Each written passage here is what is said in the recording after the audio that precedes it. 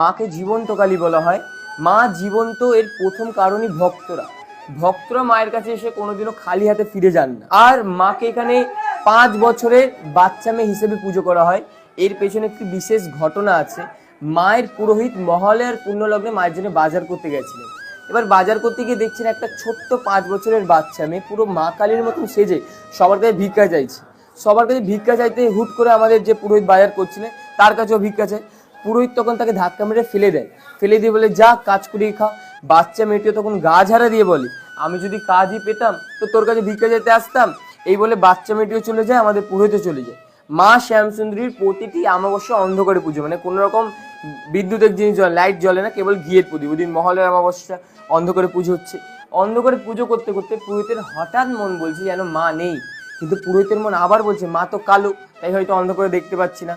তাই পুরোহিত ঘিয়ের প্রদীপ নিয়ে মায়ের মুখের সামনে যায়, দেখে সত্যিই মা নেই। আর মায়ের নিচে শিব ঠাকুর, উনিও পুরো মৃত মানুষের মতন শুয়ে আছে।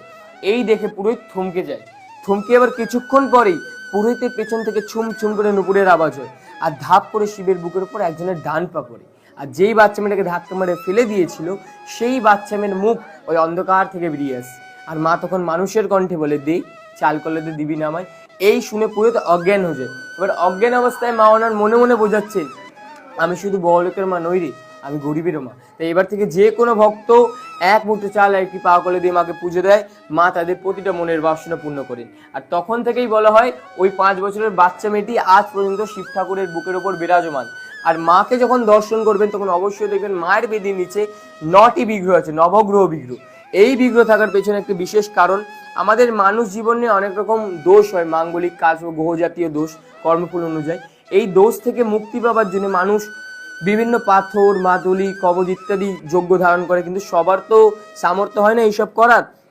তাই মাকে যদি কোনো ভক্ত 28টি শনিবার কেবল দর্শন করে, যে কোনো গ্রহদোষ থেকে এমনি মুক্তি হয়। কোনো রকম পাথর, মাদুলি, কবচ ইত্যাদি কিছু লাগে না, কেবল মায়ের মুখমণ্ডল দর্শন করতে হয় 28টি শনিবার। তাই অবশ্যই মাকে নিজের মনের বাসনা জানাবেন, মা আপনাদের প্রত্যেকের মনের বাসনা অবশ্যই পূর্ণ করবেন।